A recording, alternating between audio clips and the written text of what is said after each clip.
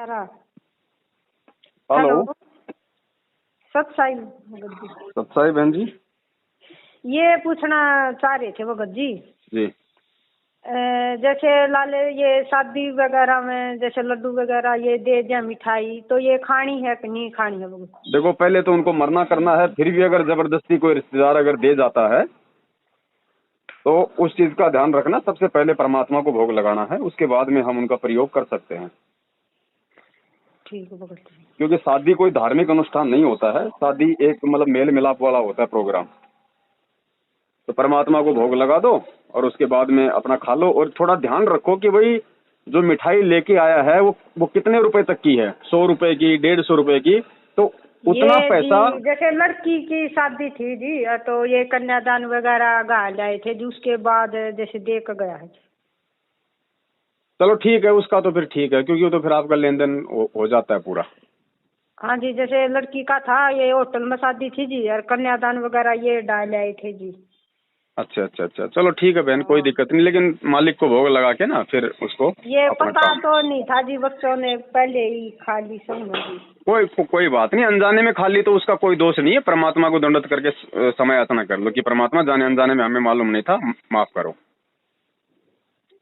जैसे शादी वगैरह में ये जाना जूना भी नहीं, ये देखो बहन, वगैरह पर भी नहीं चढ़ना। देखो बहन, ऐसा है, पाटड़ी वगैरह पे तो बिल्कुल नहीं चढ़ना हमें। और शादी वगैरह में ऐसा है, जैसे कोशिश करो बहन अब इन चीजों से दूर हटने की। फिर भी यदि कोई ऐसी इमरजेंसी हो, हम नहीं रुक सकते, तो वहां पे जाने के लिए परमात्मा ने मना नहीं किया है। अपना जाओ वहां पे और अपना शुद्ध खाना खाओ, परमात्मा की चर्चा करो, किसी के साथ बैठो तो।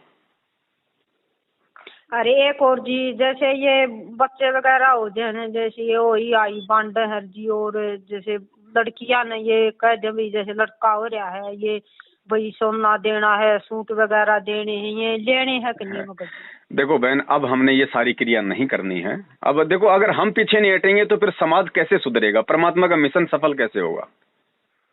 हम इन चीजों में सहयोग करना बंद करेंगे, हम इन परंपराओं से दूर हटेंगे, तभी तो परमात्मा के दूसरे बच्चे सोचने पे मजबूर होंगे, तभी तो ये परंपराएं छूटेंगी।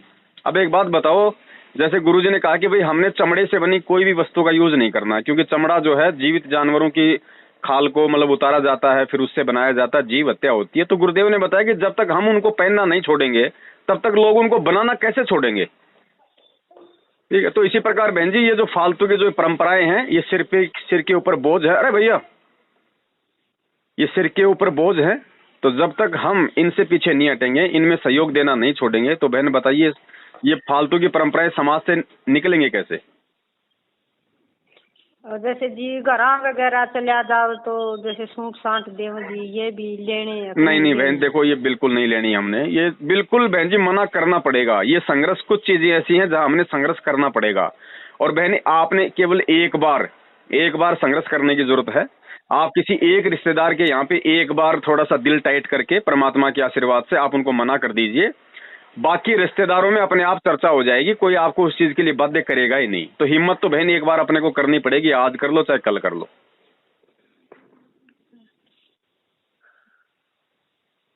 थोड़ा सीरियस लेना पड़ेगा बहन।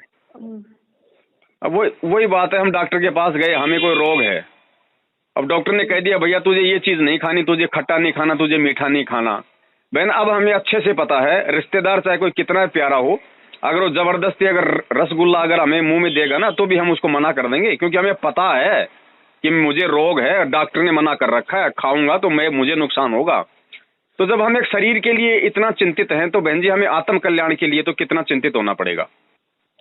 ठीक जी। और एक और ये पूछना चाहती जी, जैसे ये जो हमारा घर वाला था ना जी, जैसे बीमा वगैरह करवा रखा था ये एक लड़की का जी, तो जैसे वो एक्सपायर हो गया जी, तो फिर उन बीमा वाला ना जी जो कर एक किस्त भरी शुरू वाली जी, जो हमारा दौरा ले गए थे जी, और 2 किस्त वो ले गए, जो कर हमारा दौरा तो ले गए भगत जी, और लेकिन उन वो किस्त भरी को ना जी।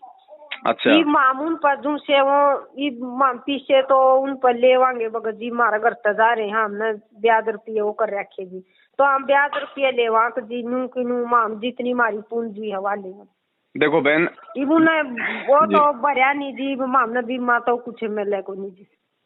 नहीं तो आप उस बीमा कंपनी से लोगे या फिर जो बीच में जो एजेंट था आप उससे लोगे? ये एज बीमा कंपनी का ऊपर तो वो तो क्लेम है जी, वो एक दूसरा वो करवा होगा जी।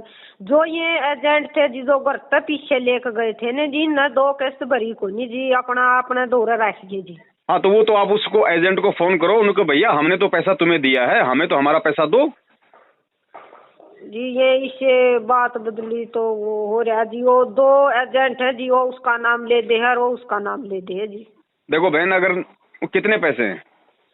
कितने 28,714 रुपया की थी 1 साल की किस्त जी।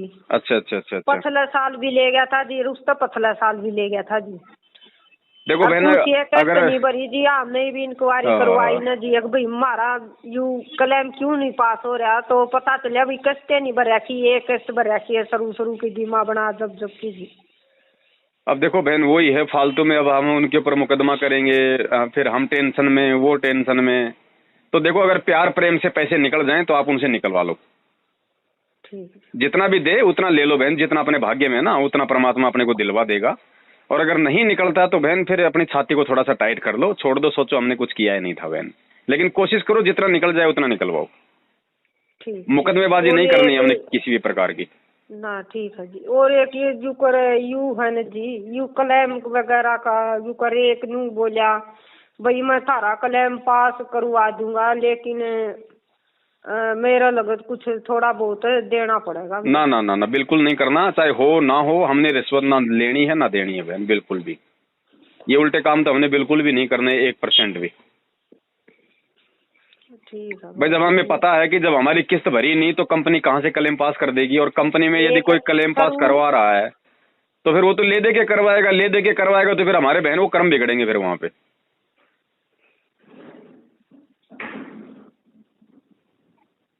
जी भाई, हाँ, जो आ जाए प्यार प्रेम से वो ठीक है, जो नहीं आ जाए बहन छोड़ दो, परमात्मा पे विश्वास रखो। ये तो है नहीं कोई भाई 28,000 के पीछे हमारा कोई जीवन चलेगा, ठीक है। लेकिन हाँ, लेकिन कोशिश करो उनको बोल के कि भैया देखो ये बेईमानी ठीक नहीं है, ये परमात्मा के घर में आपको भोगना पड़ेगा, और हमारे पैसे जो है प्यार प्रेम से आप दे दो। थोड़ा सा भय आप उसको दिखा सकते हो कि भैया फिर मैं मुकदमा करूंगी, फिर मैं थाने में जाऊंगी, मैं आपको पहले बता रही हूँ, मेरा जो पैसा है वो मुझे लौटा दो,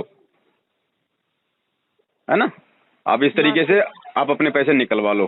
क्योंकि देखो बहन, परमात्मा ने बताया कि मालिक ने एक कहानी बताई थी कि एक सांप था, सांप ने किसी संत से उपदेश ले लिया, और संत ने उसको कहा कि देख भाई, आप किसी को नाजायज परेशान नहीं करेगा, किसी को नहीं डसेगा, ध्यान रखना। बोले जी ठीक है, बिल्कुल नहीं डसूंगा जी।